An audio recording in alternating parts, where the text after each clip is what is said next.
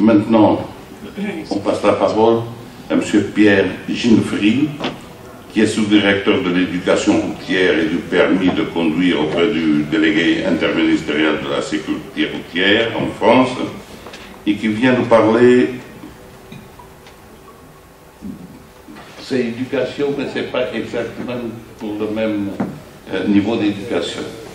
Les modules mis en place sur la perception du risque lors de la formation au permis de conduire, ça c'est très important, et les projets de modèle post-permis.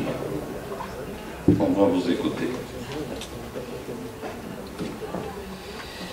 Merci beaucoup. Bonjour à tous. Ma présentation se place dans la continuité de celle de Cyril Dessouche ce matin, donc, qui est le conseiller éducation du délégué interministériel à la sécurité routière en France, et vient en complément aussi de ce que nous a dit Anne Lavaux tout à l'heure sur la mise en œuvre des ASSR, dont je vais aussi vous reparler des ASSR, mais pour me focaliser sur le lycée. Parce que comme l'a dit ce matin Cyril, le lycée est finalement un peu le parent pauvre dans le continuum éducatif qui part du primaire jusqu'à la fin des années collège. Et on s'était aperçu qu'au lycée, il ne se passait rien parce qu'effectivement, on se disait, mais ils vont bientôt passer l'épreuve du permis de conduire, donc en gros, les choses sérieuses vont commencer, ils vont apprendre l'épreuve théorique, ils vont passer l'épreuve pratique, et puis après, ce seront des conducteurs. Et puis, ils ont un droit de conduire toute leur vie. Même si en Europe, maintenant, on a mis une date de validité administrative du permis, mais du titre, il n'y a pas de durée de validité du droit de conduire qui, lui, est atteint toute sa vie. Alors, sauf pour les pays qui ont mis un système de permis à points, avec, du coup, un système de pénalité si on se comporte mal sur la route, où là, on perd la validité de sa catégorie de permis de conduire, son droit de conduire, et on repasse l'examen.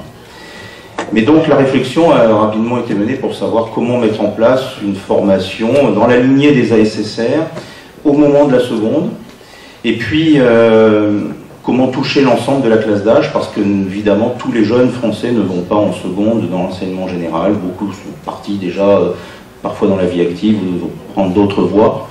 Et en France, on a ce qu'on appelle la journée de défense et citoyenneté, qui est un lointain héritage du service national, du service militaire, service national, et désormais une journée de défense et citoyenneté, dans laquelle la sécurité routière occupe une demi-heure.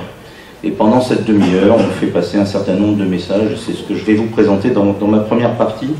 Donc en gros, une étape de plus dans le continuum éducatif, ASSR 1, ASSR 2, on ne l'a pas appelé ASSR 3 parce que ce n'est pas un examen, ce n'est pas une attestation, mais néanmoins c'est un temps de formation que l'on a mis en place et que je vais vous présenter. Et dans une deuxième partie, je vous présenterai un autre projet que l'on est en train d'engager, qui est une formation post-permis, alors cette fois après avoir réussi l'examen du permis de conduire, spécifiquement dédié aux conducteurs novices, dont on sait que entre 6 mois et 1 an après l'examen, en réalité s'opère un phénomène de surconfiance, c'est-à-dire qu'au bout de 6 mois, le jeune conducteur a acquis suffisamment d'expérience pour se croire un conducteur expérimenté, et on sait que c'est là qu'il prend des risques. Et dans la courbe d'accidentalité qu'on observe, effectivement, on voit bien cette hausse des 18-24 ans qui monte très fortement au bout de 6 mois, 1 an de permis de conduire et qui descend très progressivement après dans le temps. Donc ce post-permis, je vais également vous présenter ce que la France a décidé de mettre en place, sachant qu'évidemment on s'est inspiré des meilleures pratiques européennes dans le domaine, en s'appuyant aussi sur bon nombre d'études qui ont été faites sur le sujet. Donc première... Voilà. Donc tout d'abord, le support pédagogique que nous avons mis en place, donc qui aurait pu s'appeler ASSR 3, mais qui en réalité n'est pour l'instant qu'un support de formation. D'abord pour rappeler pourquoi c'est important de parler de perception des risques. Ce que les anglo-saxons appellent le hazard perception test. Alors pourquoi test? Parce qu'en général, dans les pays qui l'ont mis en place, ils en ont fait un examen. Et c'est ce que notre collègue néerlandaise parlait ce matin, c'est qu'on clique à un moment donné lorsqu'on présente une situation, un film, une vidéo. Un jeune est amené à cliquer au moment où il perçoit un risque. Avec cette éternelle question que se posent tous les évaluateurs, c'est qu'a-t-on vraiment réussi à évaluer en faisant cela? Est-ce que c'est vraiment le jeune qui a compris qu'à ce moment-là, il y avait un risque? ou tout simplement parce qu'il a bien cliqué au bon moment. On ne le sait pas, et c'est une des incertitudes de ce type d'évaluation.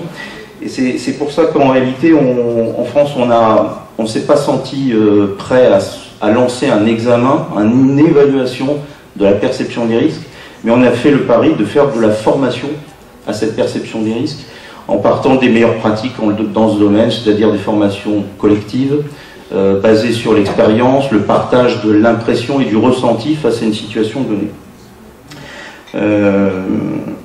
On s'est appuyé bien sûr sur les travaux de la SIECA. La SIECA, vous la connaissez, c'est l'association des experts des examens du permis de conduire, au sein de laquelle on développe beaucoup ces thèmes de la perception des risques et sur lesquels, heureusement, on partage nos espoirs, nos réussites, mais aussi nos échecs. Il faut être très, très humble sur ce domaine, car on voit que tous les pays y réfléchissent, mais avec, voilà, on essuie chacun des échecs.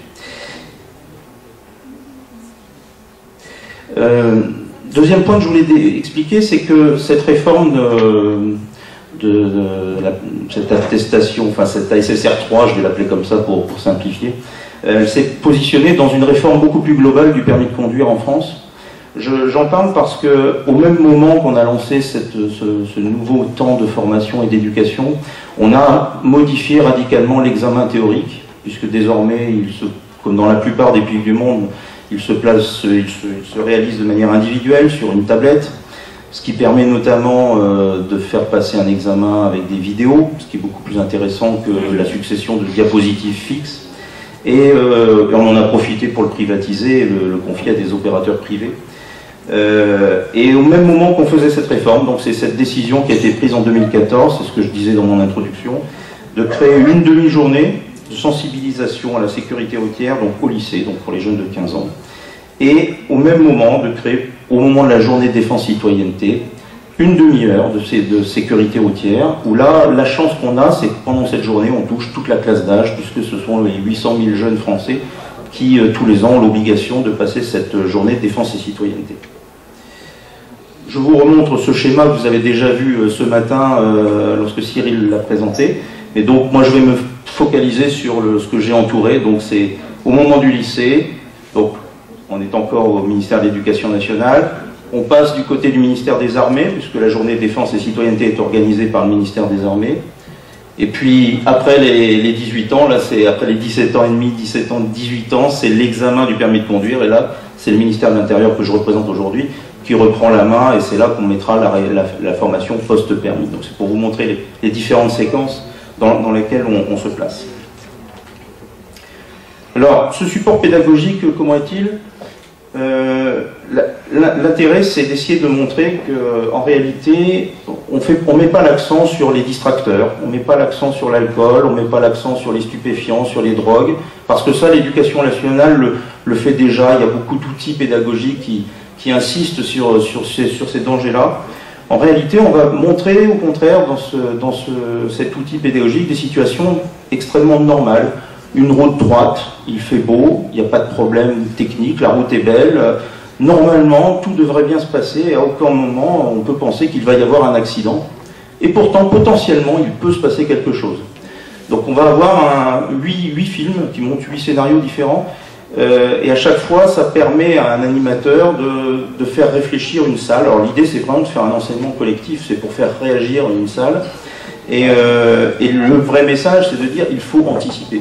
Parce qu'à tout moment, il peut se passer quelque chose. Alors évidemment, vous pouvez être perturbé par un téléphone qui sonne, ou par l'envie de changer une station de radio, ou tout simplement vous tournez la tête, et à ce moment-là, alors que la route est belle, il fait beau, il n'y a pas de problème de pluie ou autre, il peut se passer quelque chose. Donc c'est le message le plus important qu'on fait passer. Et évidemment, la conclusion qu'on en tire, c'est que plus vous allez vite, plus les conséquences de ce qui va se passer sont désastreuses et dangereuses. Et forcément, on insiste aussi quand même sur les messages habituels, sur la vitesse, l'alcool, les distracteurs, les stupéfiants, qui forcément aggravent les choses et surtout altèrent la perception du risque que l'on a. Donc l'outil, ce sont des films d'animation en 3D, assez similaires aux exemples que vous avez pu voir déjà ce matin, qui vont montrer des situations simples, avec plusieurs catégories d'usagers. En général, il y a évidemment un véhicule à 4 roues, une voiture, il y a en général une motocyclette, parfois un vélo, un piéton, un poids lourd, un bus, dans un environnement soit très urbain, soit au contraire en pleine campagne. Et l'intérêt de les mises en situation, c'est qu'on peut revoir la scène du point de vue de chacun. Donc c'est un peu le thème qu'on a développé déjà un peu ce matin, c'est de montrer que l'autre n'a pas vu la scène comme moi je la vois, parce qu'il n'est pas positionné au même endroit. Le conducteur poids lourd a des angles morts, c'est évident lorsqu'un cyclo de roues motorisées veut le doubler par la droite, ce qui malheureusement arrive souvent dans nos villes, parce que le jeune sur sa moto ne se rend pas compte que le conducteur du poids lourd ne va pas le voir, ne l'a pas vu. Donc on essaie d'expliquer finalement l'enchaînement des faits qui vont produire l'accident. Et à chaque fois, sur chacune de ces situations, on va montrer deux issues. Une issue favorable, il ne se passe rien, finalement, il n'y a pas d'accident. Et une issue, évidemment, avec un grave accident. Et l'intérêt pour l'animateur, c'est évidemment de faire réagir les élèves en leur disant alors, pourquoi ça s'est passé comme ça, qu'auriez-vous fait, etc. Alors, il y a un des messages que je voudrais vous faire passer d'ores et déjà en tant que recommandation et en premier effet, un premier retour d'expérience, c'est qu'il faut un animateur. Ça a été dit déjà ce matin par la prévention routière, c'est très vrai. Tous ces supports technologiques, que je vais vous en montrer évidemment les exemples, ça sera plus parlant, en réalité on ne peut pas juste les mettre en ligne ou les mettre à disposition parce qu'un jeune va jouer avec, ça va l'amuser, puis il va penser à autre chose, il va se distraire et puis il ne va pas comprendre en fait le message qui est derrière. En fait il faut vraiment un animateur qui fasse interagir le spectateur avec la vidéo, le sens qu'on veut lui donner. Le fait que ce soit collectif, ça permet à chaque jeune aussi d'interagir avec ses camarades, parce que l'un va réagir d'une manière ou d'une autre, et ça va lui-même le faire réfléchir sur son propre comportement, donc ça c'est vraiment essentiel. En fait, ce qu'on veut, c'est donner du sens à tout ça. Et le mieux, je pense, c'est que je vous fasse une démonstration, parce que l'essentiel, en fait, de cette action, c'est l'interactivité. Donc je vais me rendre au l'ordinateur.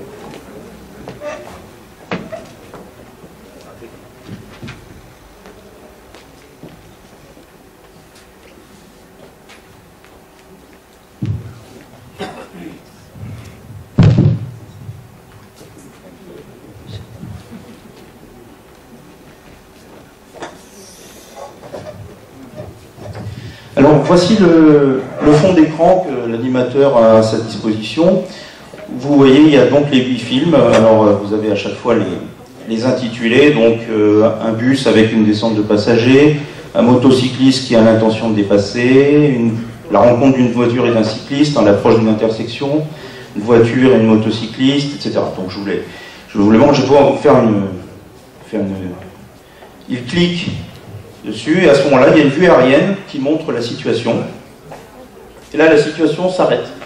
Ce qui permet à l'animateur de donner la parole à la salle en disant, à votre avis, qu'est-ce qui peut se passer? Alors, ça permet d'avoir un échange. Et en bas, vous avez la situation aérienne, le point de vue du motocycliste, le point de vue de l'automobiliste. La même chose en rouge, vous l'avez compris, quand c'est vert, ça se finit bien. Quand c'est rouge, ça se finit pas bien. On représente à nouveau, après cet échange, s'il y en a eu un avec les jeunes, et puis la situation continue. Voilà, finalement une situation simple qu'on rencontre tous les jours dans nos villes. Ça peut commencer à réfléchir, faire réfléchir une salle avec des jeunes en leur demandant, mais à votre avis, est-ce que c'est potentiellement dangereux ou pas? Sachant qu'évidemment, vous pouvez montrer la même scène, où là cette fois, il va y avoir l'accident et qu'on va pouvoir expliquer. Alors, c'est là où l'animateur prend tout son rôle, c'est-à-dire qu'il va poser des questions en demandant, mais à votre avis, pourquoi ça s'est produit? Qu'est-ce qui s'est passé? Qui est en tort? Est-ce que, finalement, c'est la faute de qui? Alors, on va être tenté de voir le point de vue de l'automobiliste ou du cycliste. Alors, je vais vous demander, vous préférez la version rouge ou la version verte? Rouge. Alors on va prendre le point de vue du cycliste. Vous remarquez qu'il fait beau, il n'y a pas beaucoup de circulation, tout va bien, il a regardé à droite à gauche et pourtant il se fait renverser. Ben oui, il a regardé à droite et à gauche mais il ne s'est pas arrêté. Point de vue de l'automobiliste, là encore, franchement, il n'y a pas de raison qu'il se produise un accident à cet endroit, et pourtant, il le renverse. Donc, vous voyez, c'est des situations simples. Évidemment, si vous le présentez de la bonne manière, bah, forcément, l'automobiliste a levé le pied parce qu'il a anticipé le fait que le cycliste, évidemment, n'allait pas s'arrêter parce que c'est une situation qu'on connaît tous. On sait bien que les cyclistes, alors je pense que ce n'est pas qu'à Paris que ça se produit, enfin, j'ai pas eu le temps de voir à Tunis s'il y avait beaucoup de cyclistes, mais en tout cas à Paris, les cyclistes, je peux vous le dire, ne s'arrêtent plus au feu rouge ni au stop depuis très longtemps. Et les automobilistes l'ont intégré dans leur comportement routier. Ils savent qu'à un moment donné, il faut anticiper le fait qu'il ne va pas s'arrêter, qu'évidemment il va tourner. Et donc il a levé le pied et c'est ce qui a permis d'éviter l'accident. Ça, c'est une évidence pour tous les conducteurs qui conduisent depuis très longtemps. Ça l'est beaucoup moins pour un conducteur novice, ça l'est encore moins pour un jeune qui est en train d'apprendre ou même qui n'a même pas encore commencé à apprendre à conduire.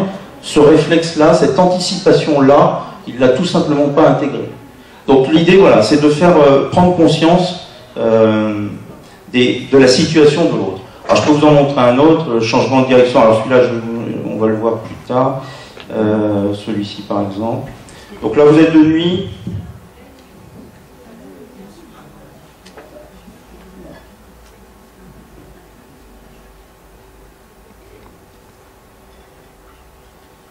Bon, là aussi, est-ce que vous avez perçu un risque? Quel peut-il être? Enfin voilà, toutes les questions qu'on peut se poser. Évidemment, même principe, là vous avez cette fois le point de vue du motocycliste qui arrive au fond, le point de vue des deux automobilistes. Finalement, on peut s'apercevoir que dans cette situation, à ce stade-là, il est encore possible d'éviter l'accident, bien sûr. Pourtant, l'accident va avoir lieu. Si je vous le montre ici, je ne sais pas si vous voyez très bien par là.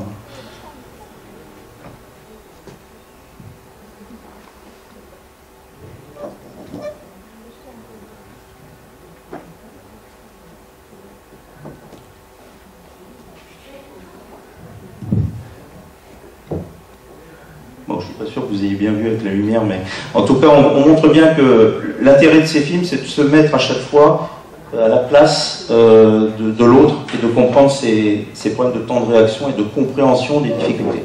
Alors, voilà, encore une fois, ce support existe sur Internet, il est libre de droit, donc si vous souhaitez l'utiliser, c'est bien volontiers qu'on peut vous donner l'adresse sur laquelle le télécharger.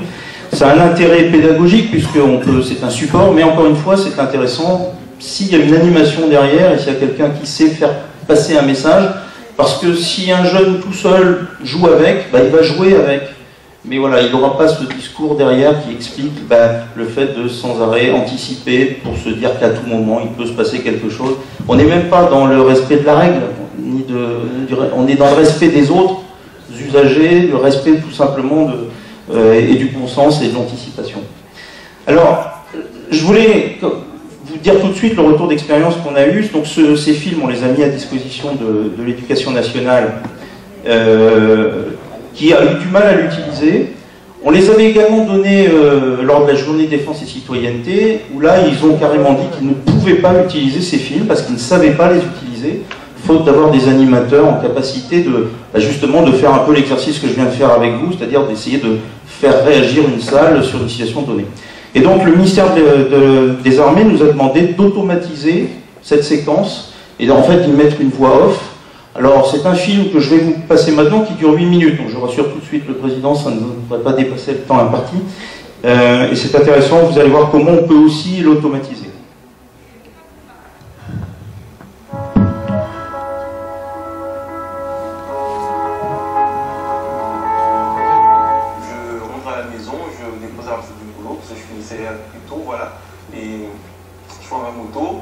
Tranquillement, normalement, c'est une sportive que j'ai, mais je ne suis pas en position attaque parce que j'aurais pu être en position attaque et accélérer partout tout le temps, mais ça n'a pas été mon cas. Je roule tranquillement, je me faufile tranquillement, mais le véhicule il m'a heurté, j'ai même pas vu comment je suis monté, j'ai été éjecté et je suis tombé tout de suite sur le dos. Je ne comprends même pas ce qui m'arrive parce que je me retrouve par terre et en quelques secondes, en même pas 2 secondes, il m'a tapé et j'étais déjà étalé par terre sur le dos.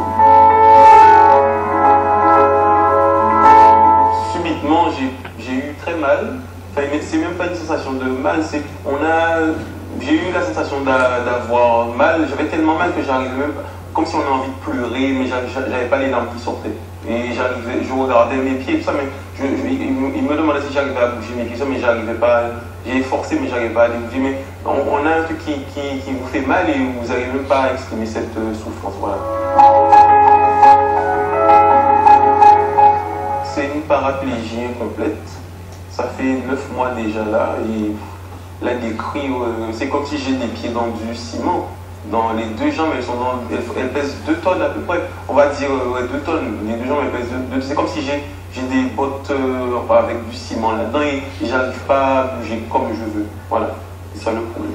Et ça va changer ma vie et je suis pas content. Mais je suis pas content. Au début, j'étais pas content parce que je suis en fauteuil roulant, handicapé, on appelle ça handicapé, pas adapté, pas adapté. Dès que vous posez une question, pas adapté, les bus, pas adapté, pas adapté. Donc après, c'est difficile. Hein. Il y a tout de suite des obstacles. J'ai pas dit que j'accepte cette situation pour l'instant, mais c'est trop... Je peux qu'avancer parce que je suis tout seul dans ma merde, dans ma situation.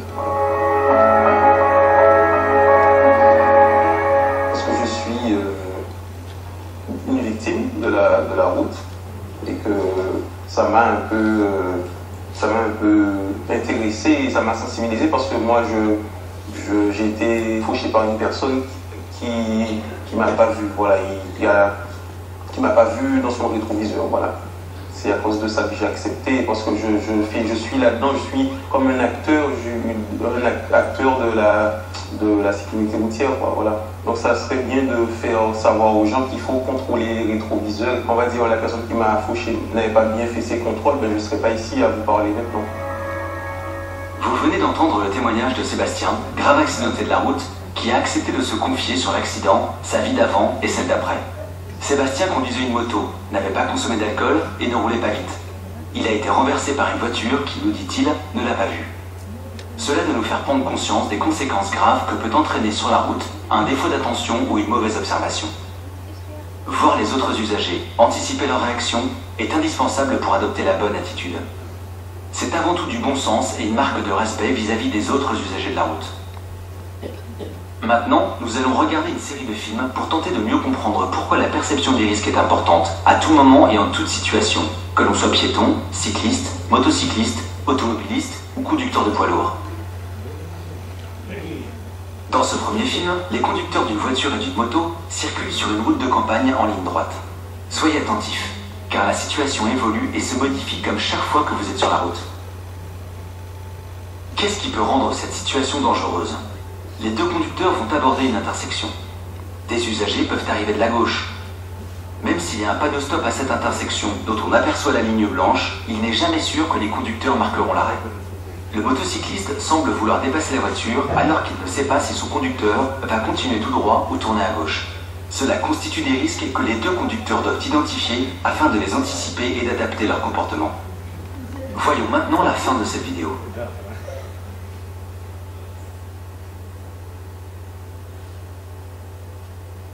Que s'est-il passé? Rien. Ou plutôt si, tout s'est bien passé.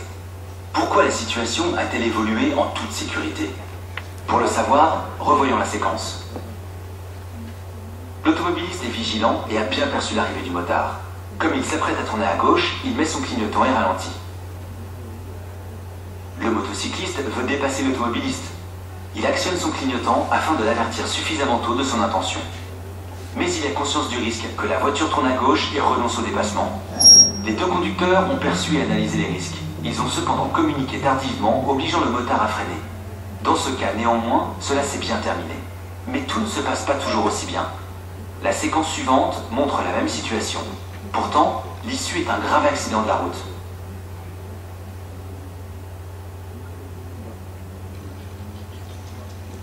Pourquoi en arrive-t-on à l'accident? Pour le comprendre, nous allons nous mettre à la place du motocycliste et de l'automobiliste. Regardez.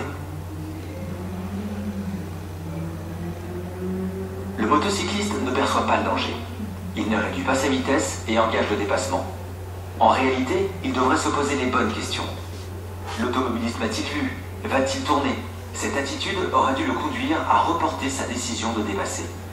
Or, ce n'est pas du tout ce qu'il fait. Regardez. Le motocycliste poursuit son dépassement, alors qu'au dernier moment, l'automobiliste freine et tourne brusquement à gauche. Prenons la place de l'automobiliste.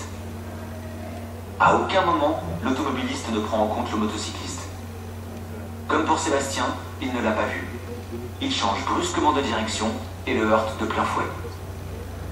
Pourquoi le conducteur de la voiture et le motocycliste ne tiennent-ils pas compte l'un de l'autre? Il peut y avoir différentes raisons. La fatigue, la distraction d'un appel téléphonique, la consommation d'alcool ou de drogue, l'état de la route ou plus simplement un manque d'attention ou de concentration.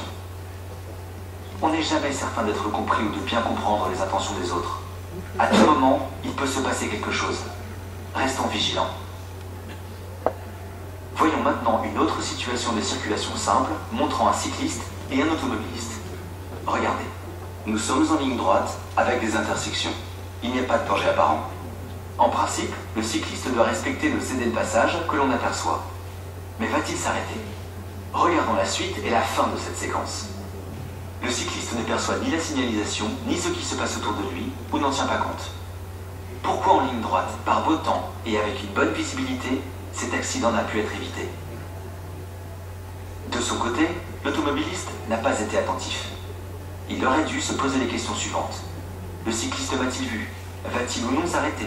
Cette attitude aurait dû le conduire à ralentir pour préserver la sécurité du cycliste. Regardons maintenant exactement la même situation avec une issue totalement différente.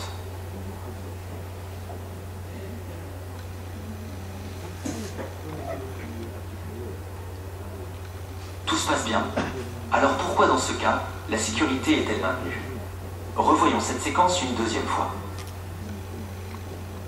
L'attitude du cycliste est la même. Il se met en danger, ne perçoit ni la signalisation, ni ce qui se passe autour de lui. En revanche, l'automobiliste est vigilant. Il anticipe le fait que le cycliste va s'engager dangereusement dans l'intersection et ralentit. Cette attitude fait que la sécurité est maintenue. Respectons les autres. Pour terminer, voyons une dernière situation avec un motocycliste et un conducteur de poids lourd. Le camion, suivi du motocycliste, arrive à une intersection où ils ont l'intention de tourner à droite. Cette situation est sans danger apparent. Pourtant, son issue dépend des risques perçus ou non. Dans cette situation, quel est le risque? Le conducteur du camion, pour tourner, a besoin de davantage de place sur la chaussée que les autres véhicules.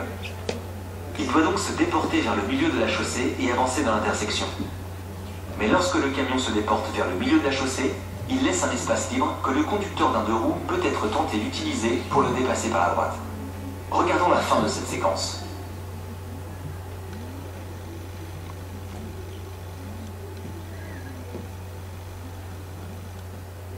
Pourquoi en arrive-t-on à l'accident? Parce que le motard ne perçoit pas le risque. Pensant gagner du temps, il dépasse le camion par la droite et se met gravement en danger.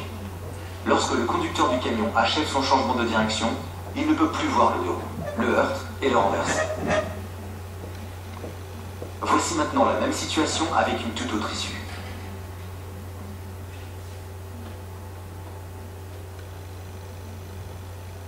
Tout se passe bien. Pourquoi?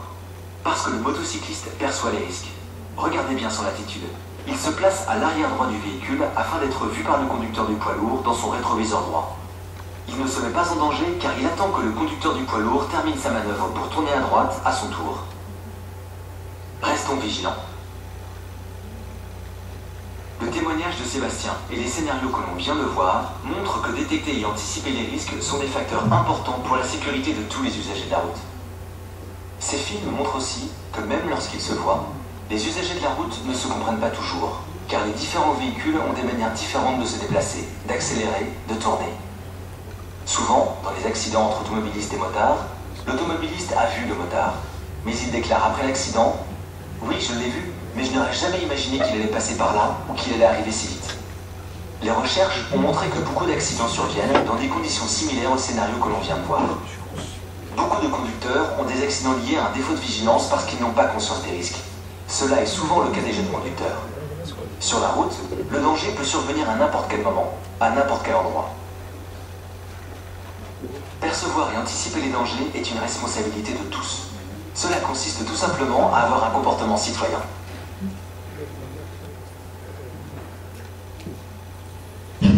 Voilà. Donc c'est un film qui dure 8 minutes, et il a le mérite d'exister. Alors après, technologiquement, on peut faire sans doute beaucoup mieux encore avec les technologies d'aujourd'hui. Le gros intérêt qu'il a, c'est qu'il est vu par les 800 000 jeunes tous les ans.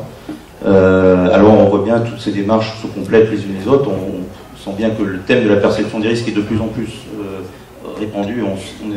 Beaucoup d'États se l'approprient, mais enfin, en tout cas, pour ça, je suis très heureux de vous le présenter aujourd'hui.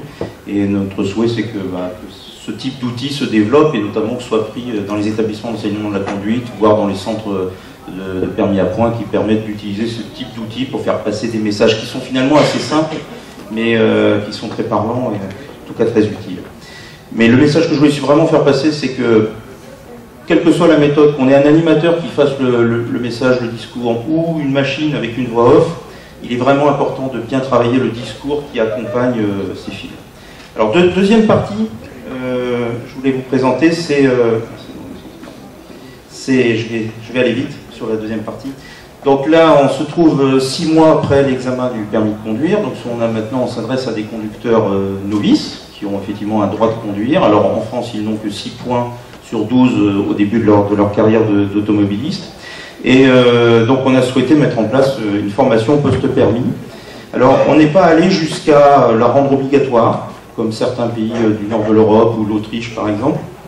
Le gouvernement n'a pas encore fait ce choix, peut-être dans les années qui viennent. Et pour l'instant, c'est une formation post-permis qui est sur la base du volontariat. Donc, pour inciter les jeunes à la suivre, il nous a fallu inventer un système d'incitation, notamment sur la progression du nombre de points, pour justement inciter les jeunes à venir suivre cette formation qui, elle, va durer une journée, confiée à des auto-écoles professionnalisées et labellisées pour le faire. On est parti du constat qu'effectivement ce sont les conducteurs novices qui paient le plus lourd tribut en termes de mortalité. Donc je vous laisse découvrir ces chiffres, mais effectivement les jeunes adultes 18-24 ans donc, représentent 17% des personnes tuées en France, alors que leur part dans la population n'est que de 8%. Donc le constat est net. Et c'est partant de ce diagnostic qu'on a décidé de mettre en place cette formation pour les 18-24 ans. Évidemment, là aussi, on est parti des meilleures expériences européennes en la matière. Et pareil, l'idée, c'est de favoriser une approche collective, parce qu'on croit beaucoup à l'enseignement collectif et au retour d'expérience, le mécanisme d'autoréflexion sur son propre comportement qui est important. Et on sait que partout, ça a été mis en place, il y a eu un effet bénéfique sur l'accidentalité. Donc c'est un projet qu'on va lancer l'année prochaine. Le dispositif législatif et réglementaire, je le passe, simplement juste pour que vous reteniez que le mécanisme d'incitation, ce sera effectivement une montée plus rapide du nombre de points. Un jeune qui suivra cette formation, au lieu d'attendre 3 ans pour obtenir ses 12 points, n'attendra que 2 ans.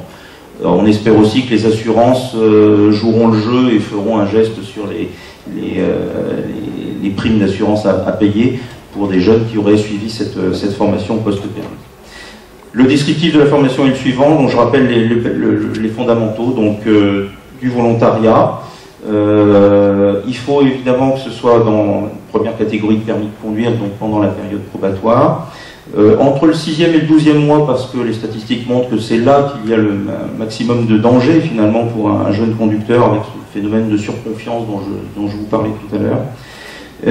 Et puis on est en train de réfléchir avec des groupes d'experts sur la composition de cette formation qui va donc durer une journée, sachant qu'évidemment, comme toujours, il faut réfléchir au coût de cette formation, puisque évidemment elle sera à la charge des jeunes, donc il faut qu'elle reste accessible financièrement. Donc, je vous présente à nouveau ce schéma, donc pour vous présenter qu'après donc l'examen du permis de conduire, c'est la dernière étape du continuum éducatif à la française. Eh bien, c'est cette formation post-permis, pour l'instant volontaire, enfin sur la base du volontariat, et donc entre 6 mois et 1 an après l'examen du permis de conduire. Je vous remercie de votre attention.